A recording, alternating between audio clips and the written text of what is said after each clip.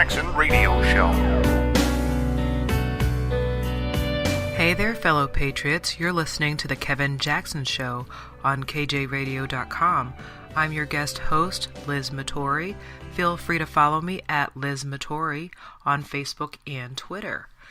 So, if you haven't noticed, progressives really don't want us to progress. All of this, whether it's statistics that I mentioned about Baltimore or, why and how bad our society is to a point where we're creating laws in order for the government to serve as parent and specifically father. All of the stuff that we're seeing, and you know this, but we just have to reiterate it once again, still relates to the election. I'm specifically talking about the iterations that we're seeing, where it's the kids walking out of school. And oh, by the way, you remember when you were in school, if you missed a day, you would be in trouble. Like, you'd be behind in your work. Like, I could not stand missing school. And mind you, I'm a super nerd, and maybe you are too. But, it took you like a week to get back to whatever you were studying. So you're literally, I think in our area, actually, this is the second time that the kids have walked out. So yeah, we're paying for their education, especially the public school kids. And, they're walking out because, again, it's a fabricated event. This is ridiculous. Who are these parents, Oh, by the way, I think they're the parents of either, I don't know, I'm trying to figure it out. They're not the, hippie kids, but they're definitely, the Gen Xers kids? I don't know, maybe the Gen X kids, didn't have enough, going on when they were kids that now they are, have lost control of their own children. I don't mean to talk about people's parents, but at the end of the day, if you're allowing your child to walk out of school, I don't know. I mean, there's a lot more things that they could be doing, like learning. They could be learning history. They could be learning physics. They could be learning math. Oh yeah, by the way, we're slipping on that when it comes to math and technology and science. Talk about competition. There's a lot more things that students need to be focused on in order for them to have a brighter future. But, I digress. So yeah, let's go back to these progressives that don't want us to progress, okay? We're talking about, an election that they never, ever, ever considered to turn out the way that they did. And yeah, we're keeping Hillary for later. But this whole resistance movement, again, I live in the area that they plan these resistance things. Yes, they're around the country, but yeah, Montgomery County, D.C. is the epicenter of it. My congressman, even though he's a congressman, his mission in life is to impeach our president. I mean, they are not hiding their agenda. Their agenda is what they call it. It is to resist.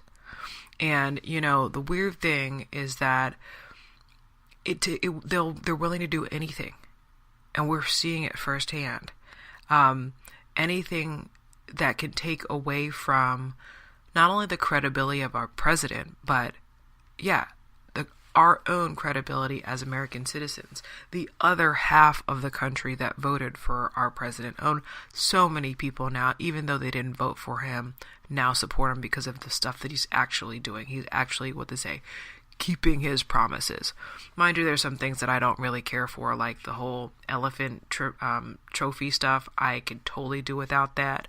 But at the end of the day, most of the things, especially when it comes to economic sustainability and growth, oh my goodness, that is the one thing that they cannot stand. And how sick and sad is this? The moment that people started getting bonuses and, $1,000 of what chump change in their pocket, not chump change in my world, I don't know about yours, literally they're turning it up a notch. This is how bad it is. They do not want us to be comfortable, folks. They do not want America to succeed. Do we have to go back to, the State of the Union address? Remember that? Where they were sitting on their hands every single time. They didn't stand up. I think they stood up for one patriot. Everybody else, everything else, they couldn't even stand up for themselves. I mean, these people are out of control, and these are just our electeds. We're talking about it seeping down into the psyche of our own children. That The moment that you feel a little comfort, like we've had it rough, relatively speaking, for the last 10 years, and all of that goes back to, this, again, the fabricating of crises. We had the economic downturn, well, two actually, after September 11th, and then after again in 2008, 2009, the mortgage crisis. This generation of folks, I'm included in it, didn't get to, attain the level of success that we were supposed to, so just case in point, I graduated from college in 2002, right after September 11th. I was in New York, so that was devastating for everyone, particularly the people who lived there, like myself. So our class, most of us didn't have work when we graduated from college, even at a place like Columbia.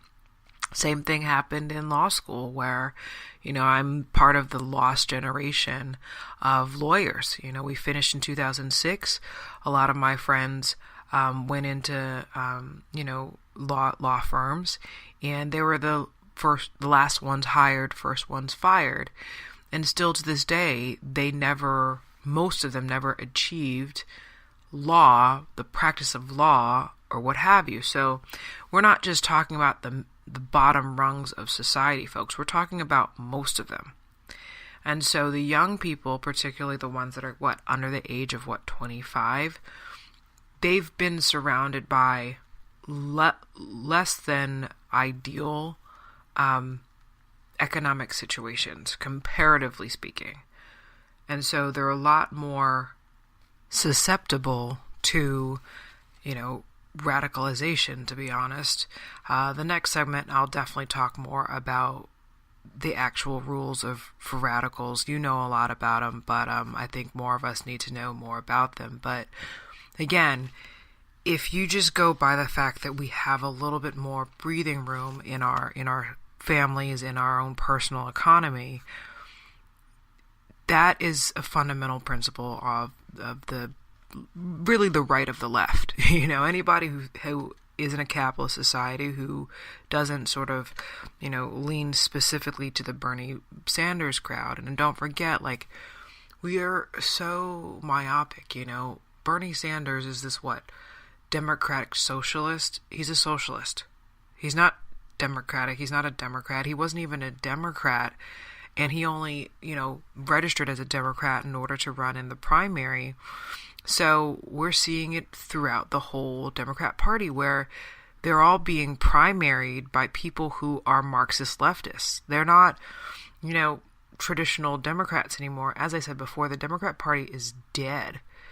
And I don't know how much more we can handle, to be honest, for people to really realize that.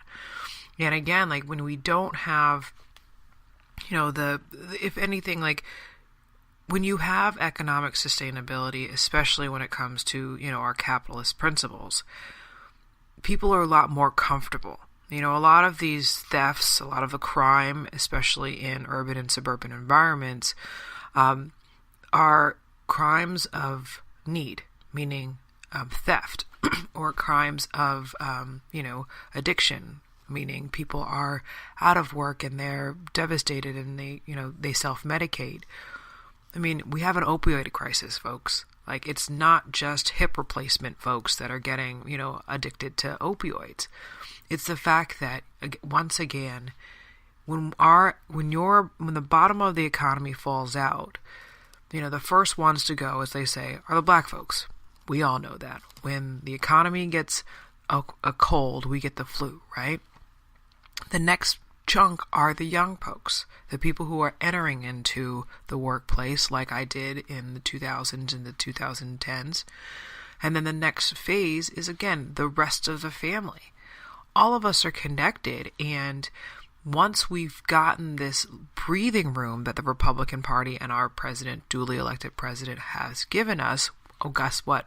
No Democrat voted for this alleviation, if you will. They don't want the Republicans, they don't want the conservatives, they don't want our president to get credit, if you will, for the betterment of society. So they literally are staging, it's going to get worse. They're staging events for people to get uncomfortable and to disrupt the system, because the whole point, once again, going back to it, this is a part of the resistance movement. Progressives only lie about progress. Moment we have real progress like we're having right now, they are apoplectic. They cannot allow us to be comfortable, because their only way that you're able to actually, as Americans, support people like Bernie Sanders and the like and the ilk is when you're uncomfortable and you don't know where to turn, when you give up on our economy and the like. We're going to take a quick break, but we'll talk more about it in a moment. Kevin Jackson on the Black Sphere Radio Network. Do you owe back taxes to the IRS or state? The secret to avoiding the IRS nightmare is to seek professional representation. My friends at Security Tax Associates provide the most cost-effective and ethical representation in the industry while helping to avoid seizures, levies, and wage garnishments. Security Tax Associates is here to ensure that the appropriate steps are taken to permanently eliminate any possibility of future tax burdens once and for all. For a free, no-obligation consultation, contact Security Tax Associates, 844-779-4177. That's 844-779-4177. 844-779-4177. Or visit them at securitytaxassociates.com.